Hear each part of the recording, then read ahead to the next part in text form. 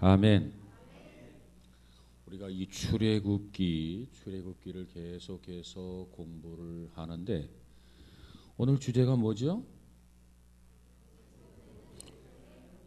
네, 계속되는 모세의 변명, 이 주제로 말씀을 우리가 이 밤에 은혜 받기를 원합니다.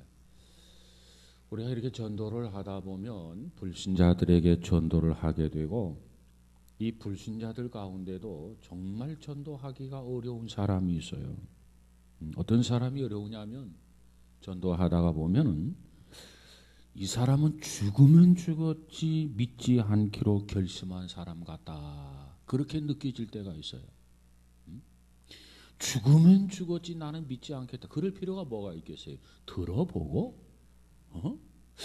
믿는 것이 좋겠다 생각하게 되면 믿고 믿는 것이 별로 도움이 되지 않겠다 그러면 안 믿어도 될 터인데 이 전도하다 보면 아예 처음부터 분을 확 닫아버리고 나에게 뭐 전도하지 마시오, 나에게 말하지 마시오, 그러면서 무슨 소리를 해도 소용이 없는 그런 사람이 있어요.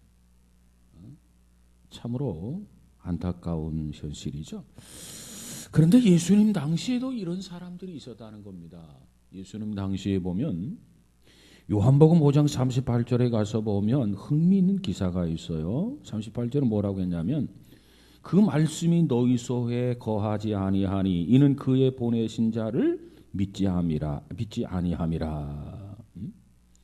왜 그들이 믿지 아니하는가? 그 이유가 그 다음에 39절, 40절, 41절, 42절에 기록되고 있는데 그 39절에 보니까 너희가 성경에서 영생을 얻는 줄 생각하고 성경을 연구하거니와 상고하거니와 이 성경이 곧 내게 대하여 증거하는 것이니라.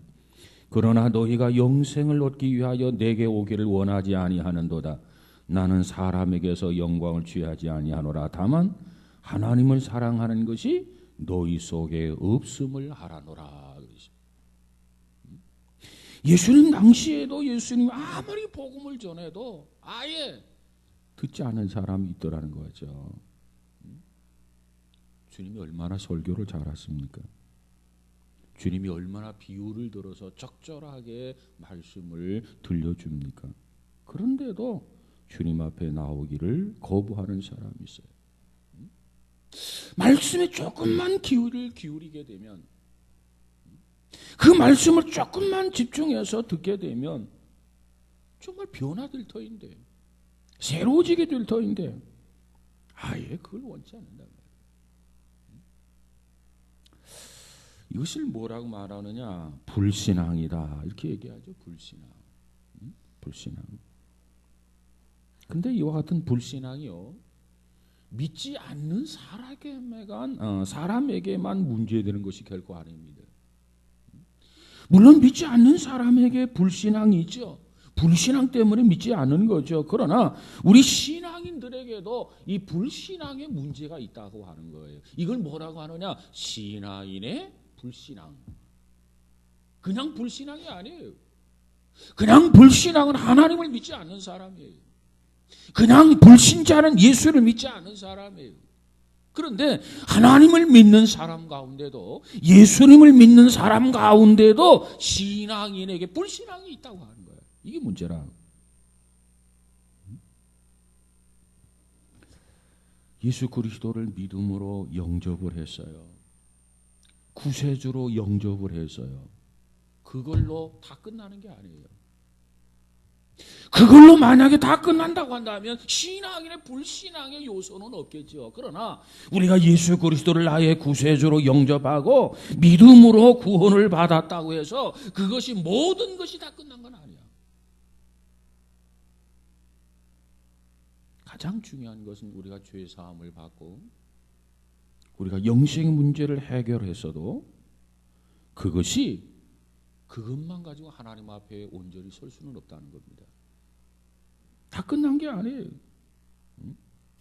그렇게 예수 그리스도를 내 마음의 구주로 영접하고 믿는 순간부터 우리 신앙의 행로는 전체가 믿음으로 계속해서 걸어가야 돼요. 그래서 바울은 예수님께서는 특별히 너희들이 믿음으로 구원을 받으라, 또 구원을 이루라, 그런 말씀을 하게 되죠. 예수 믿고 구원 받음으로 끝난 게 아니라 그 말이에요. 구원 받았으면 그 순간부터 평생 동안 그 믿음을 실천해 나가야 됩니다. 그래서 열매를 맺어야 돼요. 예수 믿고 구원 받았으면 그 순간부터 우리에게 신앙인의 삶의 과제가 주어지게 되는 거죠. 믿음을 가지고 신앙을 가지고 우리 앞에 놓여 있는 신앙의 과제를 하나하나 신앙인으로서 해결해 가야 돼요. 그래서 신앙생활을 뭐라고 하느냐, 우리가 한마디로 정리하면 이렇게 말합니다. 신앙생활은 믿음으로, 믿음 안에서 믿음으로 나아가는 것이 신앙생활이다. 믿음 안에서 믿음으로 나아가는 것, 도대체 이게 무슨 소리냐? 사도 바울은 로마서 1장 17절에서 이렇게 말합니다. 복음에는 하나님의 의가 나타나서 믿음으로 믿음에 이르게 하나니, 그랬어요. 믿음으로 믿음에 이르게 한다. 그러면 믿음으로 믿음에 이르게 한다. 그러면 처음에 나타나는 이 믿음이란 뭐고, 이 믿음으로 믿음에 이르게 한다. 두 번째 나타나는 이 믿음이란 게 도대체 뭐냐 그 말이에요. 여러분, 처음 나타난 믿음은 무엇이고 두 번째 나타난 믿음이 뭡니까? 그래서 신학자들이 모여가지고 야, 처음에 말하는 믿음이란 도대체 뭐냐? 토론을 벌려요. 그리고 두 번째 나타난 믿음이라는 게 도대체 뭐냐? 믿음으로 믿음에 이르게 하나니. 도대체 이 믿음이란 의미가 뭐냐? 토론을 벌려요. 결론 없는 토론이에요. 그러면 그 믿음이란 도대체 뭐냐? 저는 그렇게 생각합니다. 그건 토론할 수 있는 주제가 되지 않는다. 왜? 그것은 답이 너무나도 간단하기 때문이다. 자, 믿음으로 믿음에 이르게 한다. 처음 나타난 믿음으로, 이 믿음의 뜻이 뭐예요? 믿음이. 그게 믿음이죠. 그 다음에 믿음에 이르게 한다? 그 믿음이 뭐예요? 그게 믿음이죠, 뭐. 그게 무슨 소리냐 하면은 믿음으로 예수 그리스도를 나의 구세주로 영접을 하고 그걸로 끝나는 게 아니라 그 믿음을 가지고 평생 그 믿음으로 살아가야 된다 그 말이에요. 주어지는 문제, 그런 당면한 삶의 과제를 그 믿음으로 하나하나 헤쳐나가고 하나하나 해결해 나가고 하나하나 극복해 간다 그 말이에요. 이것이 믿음으로 믿음에 이르게 하나니, 그런 뜻입니다. 다시 말씀드릴게요. 처음 믿음이 뭐라고요? 믿음이라니까. 그냥 믿음. 나중 믿음이 뭐라고요? 믿음이라니까. 그래서 우리는 믿음으로 말미암아 구원을 받는 거예요. 믿음으로 말미암아 죄 사함을 받아서 신앙의 출발을 하게 되는데, 계속해서 믿음으로, 이 믿음이 변하면 안 돼, 잃어버리면 안 돼. 이 믿음을 꼭 붙들고 평생 크고 작은 문제들을 하나하나 극복하고 헤쳐내가면서 믿음에 이르게 된다. 온전한 구원을 받게 된다 그 말이에요. 이게 뭐냐? 이거 신앙생활입니다. 신앙생활은요, 예수 그리스도를 믿음으로 영접하는 순간부터 신앙생활은 시작, 출발이 되어지는 거예요. 자, 누가복음에 보면은 예수님과 함께 배를 타고 가던 제자들이 있었어요. 예수님과 같이 배를 타고 가다가 보니까 갑자기 그 바다에 풍랑이 일어나게 되죠. 그래서 제자들의 두려움에 사로잡혀서 야, 이거 꼼짝아, 이제 죽겠다, 배가 뒤집힐 것 같다 그러면서 당황을 해서 누구를 깨우게 되죠? 예수님을 깨우게 됩니다. 그때 예수님께서 주무시다가 일어나셔서 뭐라고 말씀하시죠? 그 파도를 잔잔하게 하십니다. 그리고 나서 그냥 또 주무시는 게 아니고 그 제자들을 책망하는 말씀이 있어요. 그때 예수님께서 제자들을 어떻게 책망합니까? 어떻게 책망하죠? 너희 믿음이 어디 있느냐 그랬어요. 또 다른 복음서에 보면 뭐라고 말씀하냐면은 믿음이 적은 자들아 그랬어요. 여러분, 너희 믿음이 어디 있느냐? 또 다른 복음서에 말한 그대로 믿음이 적은 자들아, 이 말은 믿음이 없다는 얘기가 아닙니다. 없는 사람을 지칭하는 거 아니에요. 믿음이 있어요, 있어. 왜? 제자들에게 믿음이 있잖아요. 너희 믿음이 어디 있느냐? 믿음이 적은 자들아. 예수님은 제자들에게 믿음 없다고 말씀하지 않았어요. 왜? 예수님께서는 이 제자들이 지금 예수님이 메시아라고 하는 것을 믿고 있다고 말해요. 그럼에도 불구하고 이 풍랑이 일어나니까 삶의 한복판에서 역경을 당하게 되니까 그들이 그 믿음을 가지고 그 풍랑 속에서, 역경 속에서 믿음을 적용을 하고 풍랑을 극복해야 되는데, 믿음은 가지고 있는데 삶의 풍랑이 일어나니까, 어려운 문제가 생기니까 그 믿음을 적용을 해서 극복해야 되는데 적용하지 못하고 제자들이 실패한 겁니다. 그 실패한 제자들을 향해서 말하기를, 너희 믿음이 도대체 어디 있느냐? 아예 제자들에게 믿음이 없는 게 아니에요. 예수님이 볼 때 믿음이 있는 자들이란 말이에요. 예수님이 메시아인 것을 그들이 알고 있다 그 말이에요. 그런데 그 믿음을 왜 적용하지 못하느냐 그 말이에요. 왜 가슴 안에만 믿음을 가지고 있느냐 그 말이에요. 그 가슴 안에는 그 믿음을 삶의 현장 속에서 적용을 하고 뭔가 풀어나가고 뭔가 그 믿음을 극복해 가야 되는데 왜 그러지 못하느냐. 그것을 예수님께서 제자들을 향하여 책망하게 된 것입니다. 우리가 믿음이 있어요. 풍랑이 일어나요. 그러면 함께 계시는 주님이 누구예요? 온 세상을 지으신 하나님이란 말이에요. 그분이 우리와 함께 하신단 말이에요. 삶의 현장에 풍랑이 일어나고 역경이 오고 시련이 올 때 나와 함께 하시는 주님, 이분이 모든 것을 주관하신 분이다. 그래서 그 환난 속에서, 그 역경 속에서 주님을 더 의지해야 되고 주님을 더 붙들어야 되고 주님을 통해서 능력을 주실 때 그 능력으로 헤쳐나가야 되는데 그러질 못했어요. 믿음은 있는데 그 믿음을 적용하지 못했어요. 내 마음속에 믿음이 있는데 주님을 절대적으로 신뢰하는 믿음이 없었어요. 주님이 우리와 함께 하신다. 주님이 우리의 생명을 지켜주실 것이다. 그 믿음이 제자들에게 없었다 그 말이에요. 그걸 뭐라고 하느냐면 신앙인의 불신앙이다. 이건 신앙인의 불신앙이다. 예수를 전혀 안 믿는 것도 아니고 예수를 믿기는 믿어요. 우리 안에 믿음이라고 하는 것은 있기는 있어요.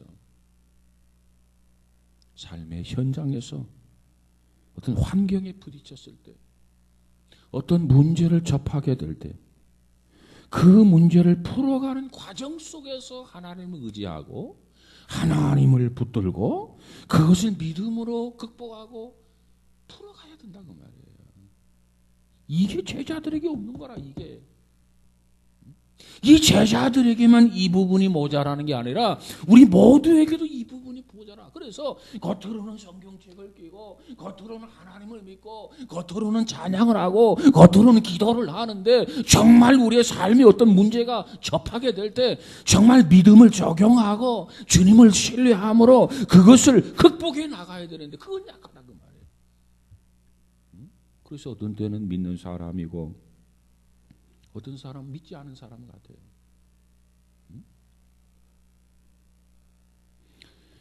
여러분, 평생 동안 우리에게는 크고 작은 문제가 따라다닙니다. 그 문제를 어떻게 해결하시겠습니까? 다른 방법 없어요. 우리 안에 있는 그 믿음을 가지고 문제와 싸워야 됩니다. 그리고 그 문제를 이겨야 됩니다. 이것이 바로 뭐냐? 이것이 신앙생활이다.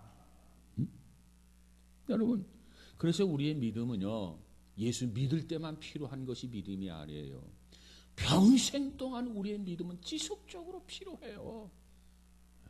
오늘 또 우리는 믿음으로 살아야 되고, 내일 또 믿음으로 살아야 되고, 모레도 믿음으로 살아야 되고, 젊을 때도 믿음으로 살아야 되고, 청년 때도 믿음으로 살아야 되고, 뭐 젊을 때나 청년 때나 똑같죠? 장년 때도 믿음으로 살아야 되고, 노년 때도 믿음으로 살아야 되고, 다리가 부러져도 믿음으로 살아야 되고, 숨이 차서 헐떡거리면서도 그저 믿음으로 살아야 되고, 우리의 생사가 왔다 갔다 하는 그런 시점에서도 우리는 믿음을 놓으면 안 돼요. 여러분, 우리 모두가 이 믿음으로 승리하기를 주의 이름으로 축복합니다. 이스라엘 민족들은요, 하나님을 믿는 사람들이었어요. 하나님을 믿는 사람들이었기 때문에 모세의 인도를 따라서 그들이 애굽을 떠났단 말이에요. 애굽을 떠났어.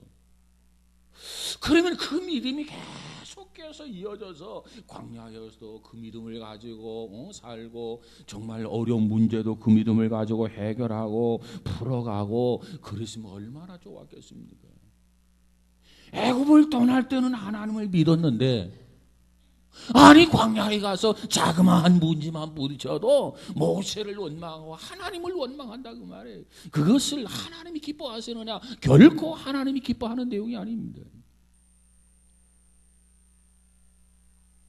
우리는 끝까지 믿음으로 말미암아 믿음에 일어나니, 여러분, 이 믿음이 우리 안에 충만하기를 주의 이름으로 축원합니다.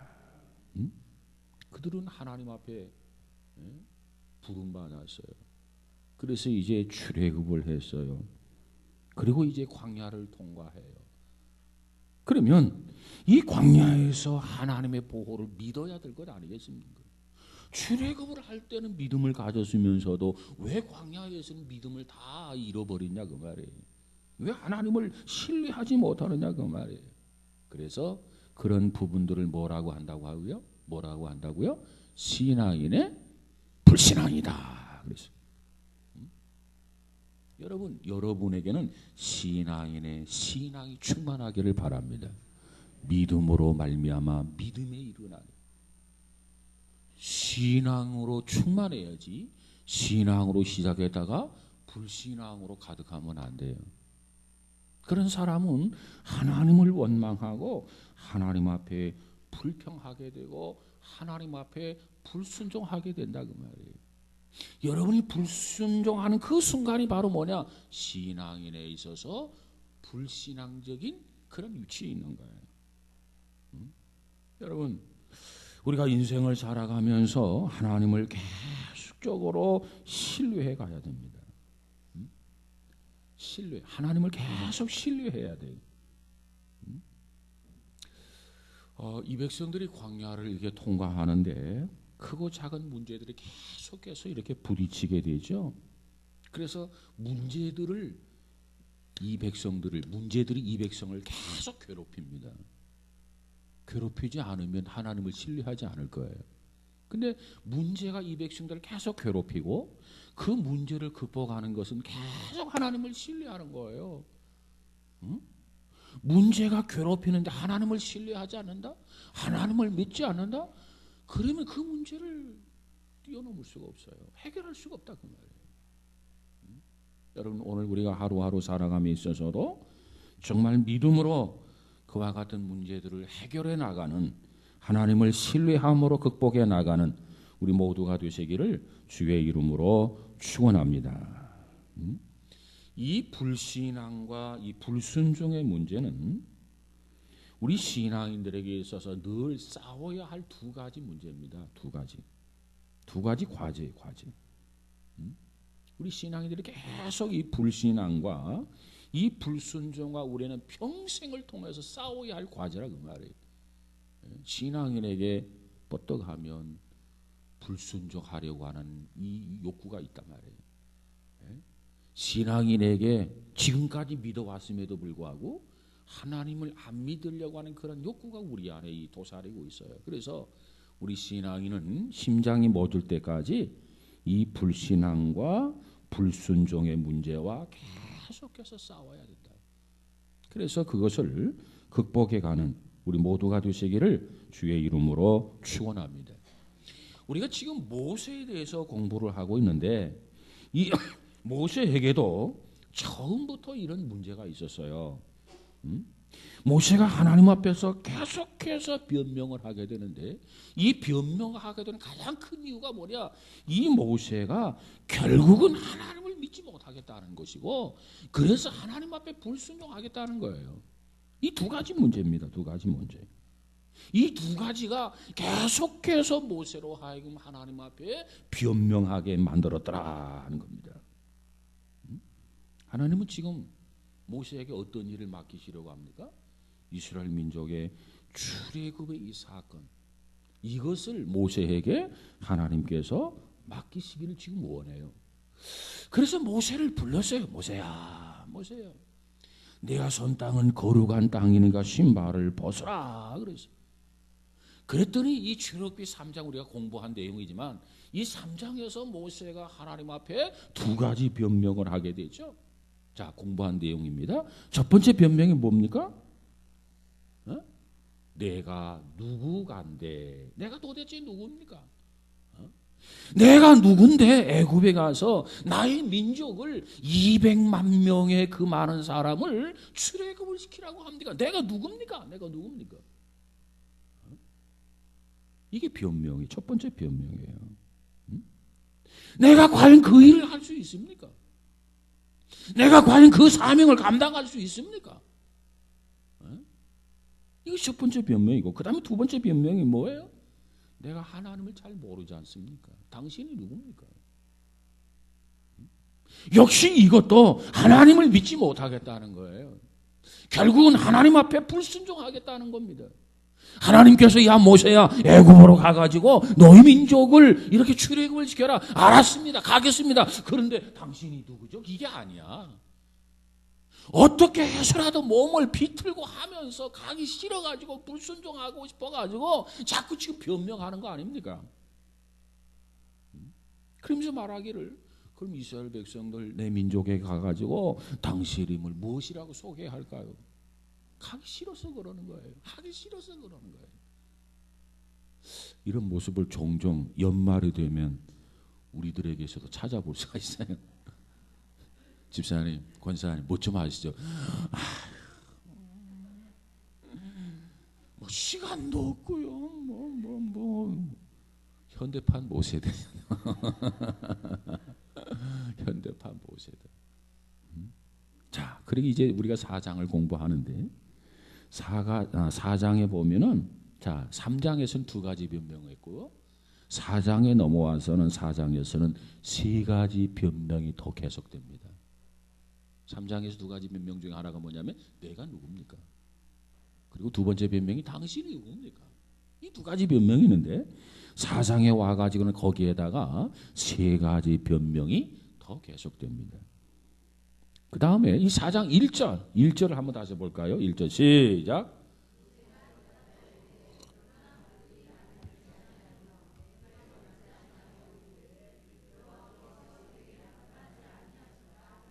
자, 이 4장에 와서는 지금 모세가 또 변명을 하죠. 모세가 대답하이로되 그러나 그들이 나를 믿지 아니하며 내 말을 듣지 아니하고 이르기를 여호와께서 내게 나타나지 아니하셨다 하리라.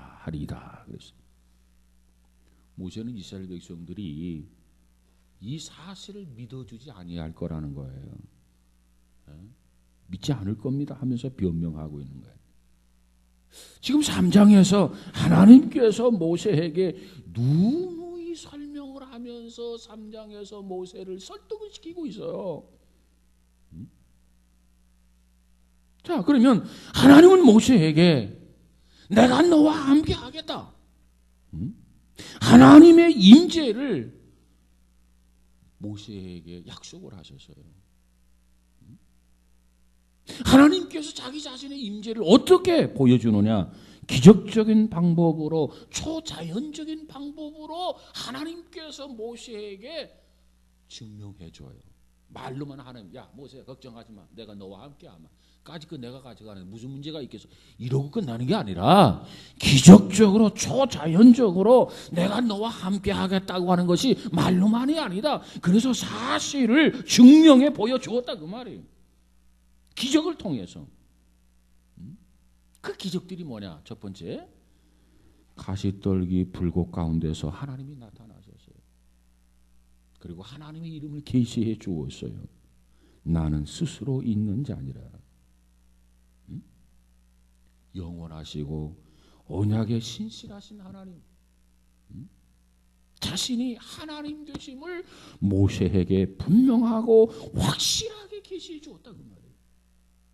모세에게 한마디 지나가는 말로 모세야 그리고 쫙 얘기한 게 아니라 모세야 모세야. 아마 모세가 인식하지 못했으면 또 모세야 모세야 했을 거예요. 제가 보기엔 분명히. 왜? 모세가 인식할 때까지 내가 모세 너를 불렀다, 하나님이 나를 부르셨다라고 하는 것을 모세가 확신을 가질 때까지 하나님께서 모세를 불러주셨을 거예요. 그리고 하나님이 분명히 약속합니다. 하나님이 가라사대 내가 정녕 너와 함께 있으리라. 내가 백성을 애굽에서 인도하여 낸 후에 너희가 이 산에서 하나님을 섬기리니 이것이 내가 너를 보낸 증거니라. 내가 정녕 너와 함께 있으리라. 훌륭하신 의사 선생님하고 같이 있어도 마음이 놓이잖아요. 그렇지 않습니까? 그런데 천지를 지으신 하나님, 모든 질병을 고치시는 하나님, 그 전능하신 하나님이 우리와 함께 하겠다는 겁니다. 그 하나님께서 모세와 친히 누구를 통해서 내가 너와 함께 하겠다가 아니라 하나님께서 전능하신 하나님이 친히 그 모세와 함께 해주겠다는 거예요. 얼마나 놀라운 약속입니까? 얼마나 놀라운 축복입니까? 그러면서 하나님이 모세에게 말하기를 내가 백성을 인도해낼 것이다. 그리고 지금 내가 나와 더불어 대화를 나누고 있는 이 호렙산에서 하나님을 경배하게 하는 날이 올 것이다. 내가 다시 한번 이 자리에 우뚝 서게 될 것이다. 하나님이 이처럼 약속해 주시고 하나님이 이처럼 보증해 주었음에도 불구하고 모세는 왜 이렇게 계속해서 반복해서 변명을 계속하고 있을까요? 그 모세가 지난날 너무나도 큰 충격을 받았기 때문에 그렇습니다. 그 충격이 너무너무 컸기 때문에 하나님이 이렇게 말씀하시는데도 선뜻 그것이 믿어지지는 않는 거예요. 그러면 모세가 받았던 지난날의 충격이라고 하는 게 도대체 뭡니까? 모세에게 있었던 40년 전에 모세가 겪었던 악몽 같은 사건이었습니다. 그때는 모세가 스스로 이 백성을 애굽에서 구출해 내야 되겠다. 스스로 그는 그 일을 시도하게 됩니다.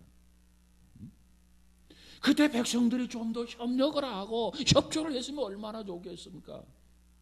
그런데 이 모세가 큰 마음을 가지고 결단을 내리면서 이 민족을, 자기 백성을 애굽에서 구출해 내야 되겠다. 그리고 이 엄청난 일을 시도했을 때 백성들의 반응은 어떠했어요? 냉담했었다는 겁니다. 모세를 부대접했어요. 그러면서 그들이 모세를 향해서 뭐라고 말합니까? 누가 너를 우리의 재판장으로 세웠으며 너에게 그런 권위를 주었느냐? 너는 도대체 누구냐? 궁중에서 잘 먹고 잘 사다가 언제부터 내가 우리 백성이라고 우리 편에 서서 우리 일을 하려고 하느냐 하면서 조롱하고 비웃으면서 냉대하고 푸대접을 했어요. 사실 모세는 자기의 생명을 걸고 이 일을 하려고 시도한 거 아닙니까? 근데 이 엄청난 푸대접, 이 엄청난 냉대, 이것이 모세에게 엄청난 충격이었고, 그래서 그 충격으로 인해서 모세가 애굽의 궁정을 떠나서 미디안 광야로 나간 것 아닙니까? 생각하기조차 싫은 악몽입니다. 생각하기조차 싫은 그러한 상처였을 것입니다. 그것이 너무너무 생생한 거예요. 너무너무 새록새록 기억이 나는 거예요. 자기 동족을 통해서 자기 백성에게 받았던 그 싸늘한 냉대, 싸늘한 상처, 그것이 모세에게 아직도 생생하다 그 말이에요. 그런데 하나님께서 다시 그 백성에게로 가라는 거예요. 어찌 모세가 그 일을 나서서 할 수 있겠습니까? 이런 걸 생각하면 모세가 자꾸 변명하고 자꾸 불순종하려고 하는 그런 심정도 어느 정도는 이해가 된다. 그런 생각이 들어요. 근데 중요한 것은 궁극적인 목적은 40년 전에 그래 충격을 받았죠. 상처를 받았죠. 그래서만 가지 못하겠다는 게 아닙니다. 사실 궁극적인 목적은요, 하나님에 대한 불신 때문에 그런 거. 불신 때문에 내가 지난날 죽으려고 살았다고 한다지라도, 엄청난 충격을 받았다 손치더라도, 정말 너무너무 냉대를 받았다 손치라도, 그쪽으로 바라보고 싶은 마음이 없다 할지라도, 그쪽으로도 오줌도 안 누고 싶은 마음이 있다 할지라도, 하나님이 함께 하겠다, 정말 하나님이 같이 한다, 이것만 믿으면 못 갈 리가 뭐가 있겠어요. 궁극적인 것은 뭐냐? 하나님 말씀에 대한 불신입니다. 내가 너와 함께 하겠다, 이 말씀을 정말 믿는다면, 이 말씀을 정말 신뢰한다면 모세가 이 일을 해낼 수 있을 것입니다.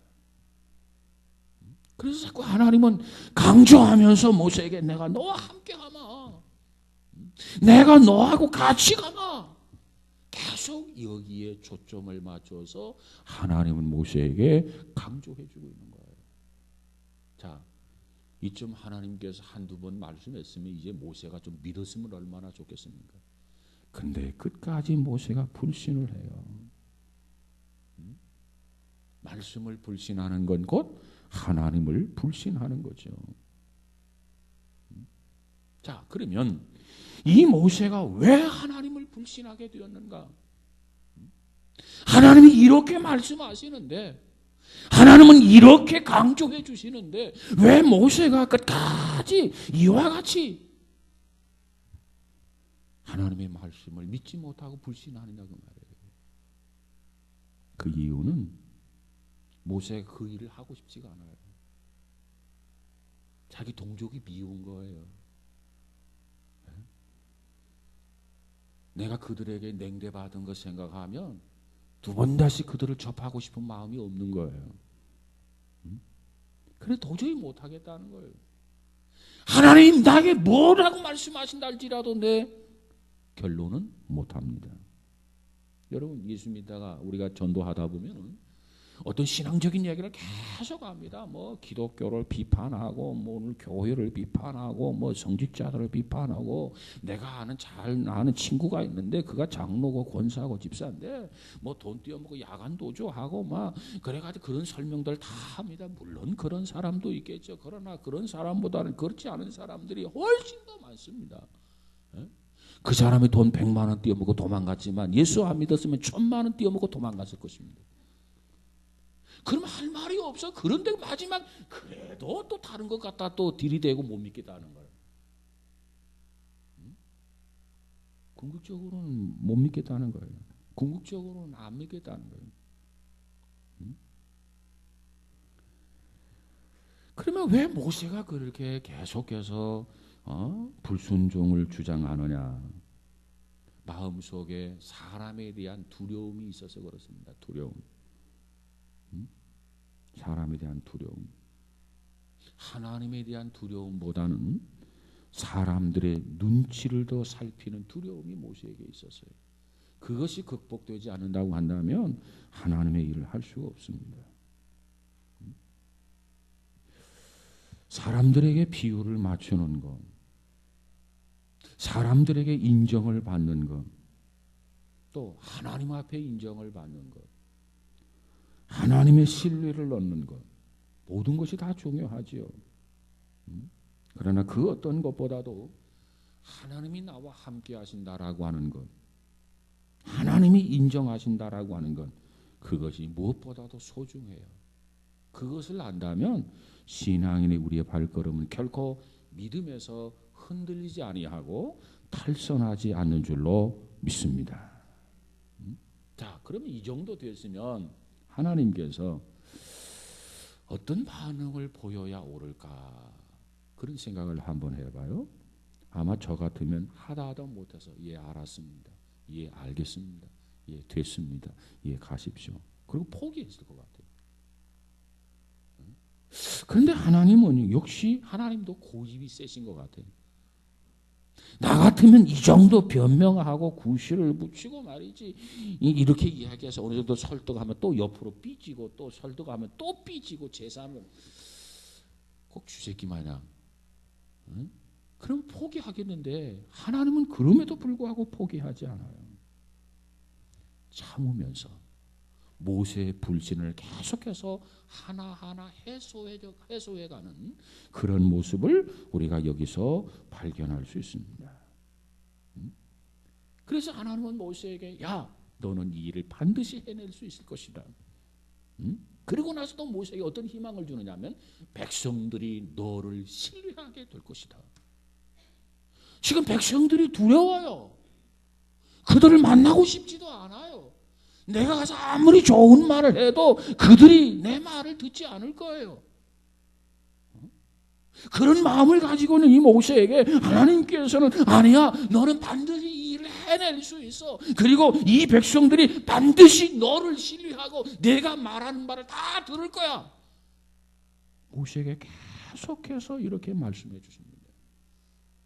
그러면서 하나님은 뭘로 보여주시느냐, 그 증거를 보여주는데 세 가지 기적을 보여주세요. 세 가지 기적. 이때부터 하나님은 모세를 통해서 하나님의 기적이 시작이 됩니다. 아마도 이 모세는 구약에서 본격적인 기적의 시대를 연 그런 첫 번째 사람이 아닌가 그렇게 보여져요. 우리가 성경에 보면은요, 이런 부분들이 있어요. 제자들을 데리고 이렇게 다니면서 기적을 많이 일으키잖아요. 근데 기적은요, 주님을 온전히 신뢰하는 사람을 위해서 기적을 일으킨 것이 아니라 온전히 신뢰하지 못하는 사람을 통해서 기적을 일으켜 주시고 이걸 믿으라. 믿음이 한 방법이에요. 교육의 방법. 예를 들면 예수님께서 부활을 하셨어요. 그런데 그 예수님의 부활을 기적을 통해서 보여주는데 이 제자들에게 있어서 믿음이 좋아가지고 부활의 기적을 보여주는 거 아니야. 예수님 십자가 달리셔서 죽으셔서 다 기가 빠지고 그리고 다 처졌을 때 믿음을 다 잊어버렸어. 그때 예수님이 부활한 기적을 보여줍니다. 또 그 중에서도 예수님의 제자 중에 누가 있냐면 도마라고 하는 사람이 있어요. 도마가 한 번은 나갔다 오니까 다른 제자들이 부활하신 예수님이 오셨다는 걸. 그게 도대체 무슨 소리냐? 예수님이 죽지 않았냐? 우리 선생님이 죽지 않았냐? 그래 맞아. 그런데 그 예수님께서 부활하셔서 오셨다니까. 그러니까 도마가 도대체 무슨 소리냐? 나에게 그 사실을 믿으라는 거냐 지금. 나는 도대체 믿지 못하겠다. 아니야, 그래도 부활하셔서 우리 만나주시죠. 아니야, 내가 두 눈으로 똑똑히 보고 내 손을 가지고 그의 못자국을 만져보지 않고는 내가 결코 믿을 수가 없겠다. 믿음이 없는 거예요. 그때 예수님께서 도마를 방문하시잖아요. 도마야, 너는 나를 본고로 믿느냐? 보지 않고 믿는 것이 복이 있다. 주님이 보여주셨어요. 이렇게 볼 때 기적은 정말 온전한 믿음을 가진 사람에게 필요해서 기적을 보여주는 게 아니라 온전한 믿음을 가진 사람에게는 기적이 필요 없어요. 왜? 그거 없어도 온전히 믿으니까. 하나님이 무슨 말씀을 하든지 신뢰하니까.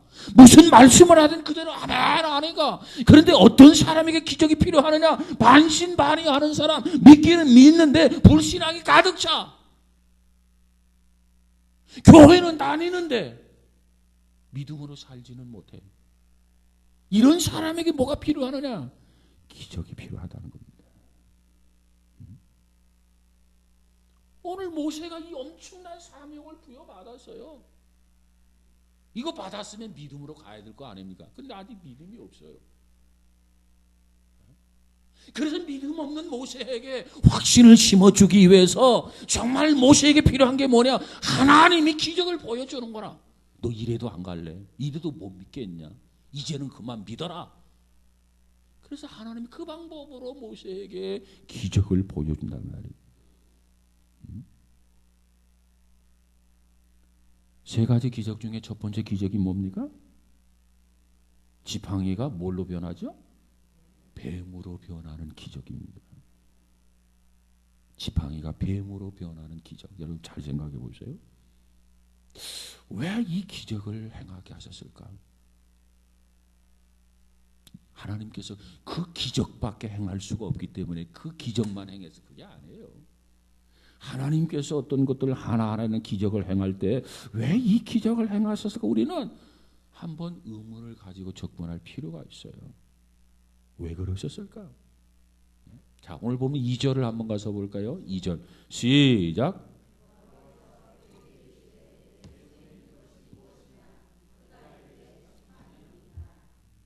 그 다음 3절 시작.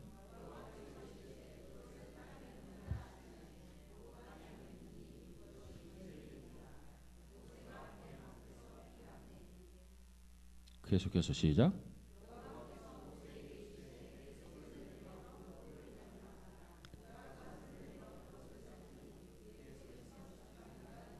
아멘. 아멘. 자, 읽었으니까 이해가 다 되죠? 2절, 3절, 4절까지 보았어요. 그렇죠? 이 내용을 이해가 돼야 설명을 할 때 그거구나. 이 내용을 잊어버리면 내가 설명해도 이해가 잘 안 돼요. 먼저 이해를 해야 돼요. 왜 이런 기적을 행하셨을까? 자, 먼저 성서학자들은 그렇게 봅니다. 이 뱀을 뭘로 보느냐? 애굽의 왕권, 왕권을 상징한다 이렇게 봅니다. 물론 사탄의 상징으로도 볼 수 있죠. 그 당시에 이 바로가 쓰고 있는 두건 비슷한 왕관에는 두 가지로 얘기합니다. 거기에는 항상 코브라가 이렇게 새겨져 있다 이렇게 말하는 성서학자가 있고, 실제로 죽은 코브라를 갖다가 붙였다 이렇게 말하는 성서학자가 있어요. 자, 그것을 이렇게 뒤집어 쓰고 있는 것은 뭘 의미하냐면 애굽의 왕권을 상징한다. 코브라를 그렸던가 실제로 죽은 코브라를 말려가지고 여기다 붙였던가 뭐 어떻게 했든지 간에 좌우간 그건 뭘 의미하느냐? 애굽의 왕권을 상징한다 그렇게 봅니다. 자, 그런데 지팡이가 딱 놓으니까 뭐가 됐어요? 뱀이 됐어요. 뱀. 자, 뱀이 되니까 모세가 어떻게 반응을 보이죠? 3절 마지막에 가서 보니까 그것이 뱀이 된지라 뱀이 딱 변하니까 모세가 그 뱀 앞에서 어떤 반응을 보이냐면 모세가 뱀 앞에서 어떻게 하며? 피하며. 그래서 순간적으로 무의식적으로 모세가 반응이 일어나게 되는데 깜짝 놀라면서 피했단 말이에요. 우리 여자들이 산을길 가다가 뱀이 있어요. 어떻게 하죠? 어머나.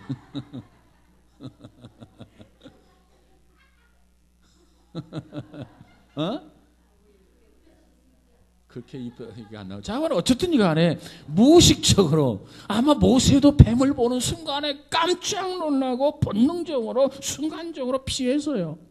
왜 그랬을까? 40년 전에 모세가 40년 전에 그 일을 생각했기 때문에 그렇습니다. 히브리 백성 편에 서서 모세가 일을 하려고 했죠. 근데 그것이 사실이 탈로 났어요. 그래서 이제 바로에게 잡혀서 죽겠구나 그래서 도망쳤어요. 이것이 모세의 미디안 광야 생활을 시작하게 된 동기가 아니겠습니까? 근데 이렇게 깜짝 놀라고 본능적으로 피했어요. 근데 그런 모세에게 하나님이 뭐라고 말씀하시죠? 4절 시작. 여호와께서 모세에게 이르시되 내 손을 내밀어 그 꼬리를 잡으라. 그가 손을 내밀어 그것을 잡으니 그의 손에서 뭐가 된지라? 지팡이가 된지라. 뭘 잡으라고요? 꼬리를 잡으라. 여러분, 뱀을 잡을 때 꼬리를 잡아야 됩니까? 뭘 잡아야 돼요? 왜 머리를 잡아야죠? 무니까? 그래, 맞아요. 뱀을 잡으려면 머리를 잡아야 돼.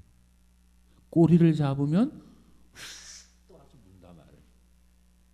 머리를 잡으면 꼬리로 기껏해야 뭐 이렇게 감겠죠. 그 뱀 잡는 법은 꼬리를 잡는 게 아니라 반드시 머리를 잡아야 돼요. 근데 문제는 나도 아는 사실을 왜 하나님이 그걸 모르셨을까?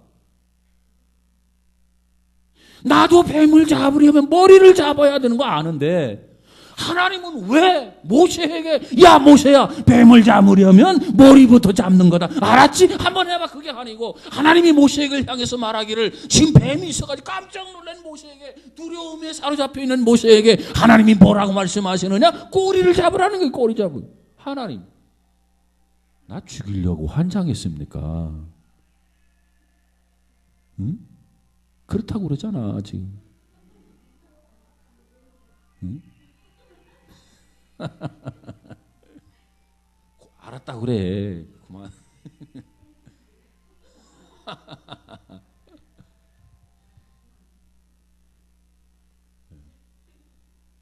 우리도 알아. 시골의 아이들도 알아. 나도 시골에서 태어나서 뱀 잡아본 적은 이렇게 뭐 손으로 머리를 통해서 잡아본 적은 없어요. 잡는다는 게 지나가면 돌멩이를 가지고 그냥 응? 이것 때문에 우리가 죄짓게 됐단 말이야. 이 간사한 이 뱀 때문에. 그래가지고 돌멩이로 하고 막 작대기로 두들겨 잡긴 했지만 나도 사실은 이렇게 머리로 이렇게 잡아본 적은 없어. 에? 그런데 모두가 그렇게 얘기해요. 그 말이 맞아요. 뱀을 잡으려면 뭐부터 잡아야 된다? 머리부터 잡아야 돼.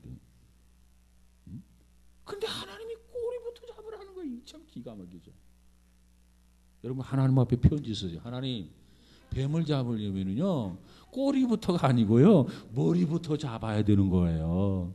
하나님이 그러면 무식하다는 소리 들어요. 하나님이 무식하다면 누가 믿었겠습니까? 다른 건 몰라도 그거 하나 고치시죠. 내가 겸손하게 아뢰옵니다. 이렇게 한번 편지 쓰세요. 자, 그런데 하나님이 모세에게 야 모세야 꼬리를 잡으라는 거예요. 꼬리. 왜 꼬리를 잡으라고 그랬을까? 한번 여러분 생각해 본 적이 있어요? 위험한 꼬리를 잡으라는 겁니다. 왜 그랬을까요? 그 명령에는 어떤 의미가 담겨졌냐면 하나님은 우리에게 순종을 요구하는 거예요. 순종. 내 생각은 이거 아닌데 그래도 하나님은 그거 해라. 그러면 아멘 하고 해야 돼요. 지금 하나님께서 모세보다 무식해가지고 꼬리 잡으라는 말 아니에요. 어찌 하나님이 그걸 모르겠어요? 우리가 뱀을 관찰하면서도 하는데 하나님은 그 뱀을 만드신 하나님이 아니겠습니까? 이 뱀의 장점과 단점 모든 것 다 알고 계신 하나님께서 이렇게 말씀할 이유가 없어요. 다만 지금 모세가 이 엄청난 일을 감당해야 되는데 그 일을 감당하기 위해서는 모세가 하나님의 말씀대로 요구되는 것 절대적으로 순종을 필요로 하고 있는 거예요. 네 생각은 다르지만 내 말대로 순종해. 모세야 꼬리부터 잡으라. 그렇게 이야기합니다. 그래서 모세가 얼마나 마음에 갈등이 심했겠습니까? 해야 되나 말아야 되나 해야 되나. 뱀은 머리부터 잡는 건데 꼬리 잡으면 내가 물릴 텐데 꼬리 잡으면 물려가지고 독이 뭐 30분 내에 온몸이 퍼져가지고 몸이 뚱뚱뚱 부어가지고 내가 죽을 텐데 그러면 유언도 못하고 만나고 싶은 사람도 못 만나고 이거 어떻게 하나 마음이 왔다 갔다 했을 거예요. 근데 모세가 결단을 했어요. 어떻게 결단하죠? 꼬리 잡는 걸 결단을 내렸어요. 내 맘대로 머리를 잡는 게 아니라 하나님의 말씀대로 꼬리를 딱 잡았어요. 그런데 꼬리를 잡는 순간 어떻게 달라지죠? 기적이 나는 거예요. 기적이. 그 기적이 뭐예요? 지팡이가 돼버렸어요. 꼬리를 잡았더니 머리가 휙 돌아가지고 무는 게 아니라 무는 순간 그 순간보다도 더 빨리 뭐가 되냐면 그 뱀이 지팡이가 된 거예요. 모세가 놀랐어요. 이야, 하나님 말씀대로 순종하니까 이런 기적이 나타나는구나. 내가 생각하지 못했던 부분, 나는 이제 꼬리를 잡으면 물려서 죽겠구나. 이제는 죽는구나. 그러면서 순종하면서 죽어야지. 이렇게 생각을 하고 꼬리를 잡았는데 뱀이 고개를 돌리고 물기도 전에 그 뱀이 지팡이가 됐단 말이에요. 지팡이. 이게 기적입니다. 자, 그러면 또 여기에는 어떤 의미가 담겨져 있느냐? 뱀을 모세가 잡을 수 있었어요. 이것은 뭘 의미하느냐? 모세가 순종함으로써 애굽을 정복하고 애굽을 타도할 수 있다라고 하는 영적 의미를 여기서 부여한 거예요. 애굽의 세력이 굉장한 세력이지만 네가 뱀을 잡음으로 지팡이를 만들 수 있었던 것처럼 네가 나에게 순종만 하면 애굽의 정권을 무너뜨릴 수가 있다. 애굽의 정권을 타도할 수 있다. 애굽의 정권을 정복할 수 있다. 그런 메시지를 여기서 주시는 거예요. 모세가 이것을 깨달았습니다. 그러고 나서 하나님은 모세를 애굽에 해방시키기 위해서 애굽에 돌려보내시는 그런 하나님을 우리가 여기서 발견하게 되지요. 자, 이것이 맨 처음 나타난 기적이라고 하는 것입니다. 자, 첫 번째 기적 이 하나만 오늘 설명을 드렸어요. 하나님께서 모세를 통해서 많은 기적을 행하게 되는데 그 첫 번째 기적. 자, 이 첫 번째 기적이 어떻게 시작이 되었는가 그것만 다루고 마치도록 하겠습니다. 첫 번째 기적이 어떻게 시작되죠? 하나님께서 모세에게 모세야, 내 손에 있는 것이 무엇이냐 이렇게 말씀하셨어요. 첫 번째 기적은요, 질문과 더불어서 시작이 됐다는 겁니다. 질문과 더불어. 하나님은 모세에게 야, 너 없는 게 뭐야? 내가 다 도와주마. 내가 다 채워주마. 없는 게 뭐냐? 이렇게 묻지를 않았어요. 하나님은 모세에게 뭐라고 질문했다고요? 내 손에 있는 게 뭐냐? 너 가진 건 뭐고 없는 건 뭐야? 내가 없는 거 다 채워주면 될 거 아니야? 왜 못해? 하나님이 이렇게 접근하지 않았어요. 하나님이 접근하는데 내 손에 있는 것이 무엇이냐 이렇게 물으셨어요. 이건 뭘 의미합니까? 하나님은 내가 없는 것 가지고 일하시는 하나님이 아니세요. 여러분, 내가 없는 것 가지고 일하시는 하나님으로 착각하고 알고 있기 때문에 자꾸 우리는 못한다는 거예요. 못한다. 그래서 하나님이 도와줄 거예요. 하나님을 어떻게 믿어? 이런 질문 반문이 나오는 거예요. 근데 문제는 내가 가지고 있는 것을 가지고 하나님이 역사하신다. 내가 가지고 있는 것을 가지고 하나님이 기적을 베푸신다. 그렇다면 변명할 이유가 없는 거야. 내가 지금 가지고 있는 거, 내가 알고 있는 거, 내가 재확인할 수 있는 거, 그걸 통해서 하나님이 일하신다 그 말이에요. 여러분이 가진 것이 무엇입니까? 하나님 그 가진 것 가지고 일하시기를 원해요. 여러분이 가지고 있는 것이 비록 작다 할지라도, 하지 않게 보인다 할지라도 하나님은 여러분이 가진 것을 통해서 일하시고 기적을 베푸시는 하나님인 것을 믿으시기 바랍니다. 그래서 하나님은 오늘도 우리에게 질문해요. 야, 무게야, 너 가지고 있는 게 뭐야? 내 손에 있는 게 뭐야? 머릿속에 있는 재능이 뭐야? 뭡니다. 그럼 주께서 그걸 쓰실 겁니다. 예수님께서 베세다 언덕에서 많은 사람들에게 가르치다가 해가 질 무렵에 제자들에게 야, 배가 고플 것이다. 점심도 못 먹었자니. 이 사람들이 굉장히 시장이 들었을 것이다. 먹을 것을 주라. 빌립 같은 사람은 이 사람들 다 먹을 것 주려면 돈이 200데나리온이 필요하고 돈 200데나리온이 어디 있습니까? 그리고 그 돈이 있어도 떡을 어떻게 갑자기 다 구합니까? 불가능하다는 거예요. 그때 예수님께서 너희들이 먹을 것을 주라. 그래서 그 중에 우리들이 뭐 먹을 게 있나? 찾아봤어요. 그런데 어린이가 가지고 있는 보리떡 5개, 물고기 2마리가 있잖아요. 선생님, 이거 있는데 이거 이거 가지고 어떻게 합니까? 가져와라. 주님은 그걸 가지고 축사했어요. 기도했단 말이에요. 우리가 음식을 놓고 하나님 감사하며 기도했듯이 기도했어요. 그리고 나눠주라. 나눠주었어요. 5,000명이 먹고 12광주리가 남았어요. 기적은요, 내가 가지고 있는 것이 무엇인지 그걸 주님 앞에 드리고 그것을 가지고 주의 일을 감당할 때 그게 하나님의 역사, 기적이 나타나는 것을 믿으시기 바랍니다. 하나님이 여러분에게 질문합니다. 모세야, 내가 가지고 있는 게 뭐냐? 모세는 지금 철저하게 하나님을 불신하고 철저하게 꽁무니를 빼고 철저하게 불신앙을 지금 가지고 있는 거예요. 도리도리 이래도 도리도리 저래도 도리도리 안 하겠다는 거예요. 못 하겠다는 거예요. 마지막 증거를 보여주면서 모세야, 네가 가지고 있는 게 뭐지? 그거 모릅니까? 알다시피 지팡이 이거 하나인데요. 모세가 지팡이 하나만 있었겠어요. 그런데 하나님이 그 지팡이를 통해서 기적을 베풀어 주시더라고요. 여러분, 우리도 하나님 앞에 가지고 있는 걸 가지고 최선을 다해서 충성하고 헌신하는 복 있는 자들이 다 되시기를 주의 이름으로 축복합니다. 현대판 모세가 되시기를 주의 이름으로 축원합니다. 그래서 큰 일을 감당하는 큰 역사를 이룰 수 있는 우리 모두가 다 되시기를 주의 이름으로 축원합니다. 기도합니다. 오 하나님 아버지, 감사합니다. 이 밤에도 우리를 불러주시고 말씀을 듣게 하시니 감사합니다. 이 말씀을 들으면서 성령이 우리 안에 감동하는 그런 역사를 경험하게 하시고 하나님의 뜻을 분별해서 우리도 이 시대 귀하게 쓰임받는 제목이요 그릇이요 귀한 직분자들이 다 되어지게 하옵소서. 정말 우리가 온전한 믿음을 가져야 함에도 불구하고 우리의 믿음이 아직도 온전하지 못합니다.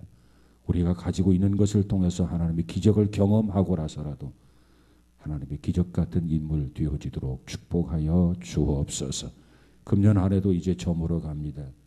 이제 마지막 카렌더 한 장이 남았습니다. 기도하면서 유종의미를 잘 거두게 하시고 철저하게 기도로 준비해서 도래하는 2014년을 맞을 수 있는 복 있는 자들이 되어지게 하옵소서. 성령께서 지켜주시고 우리와 늘 동행하여 주옵소서. 예수님 이름으로 기도하옵나이다. 아멘.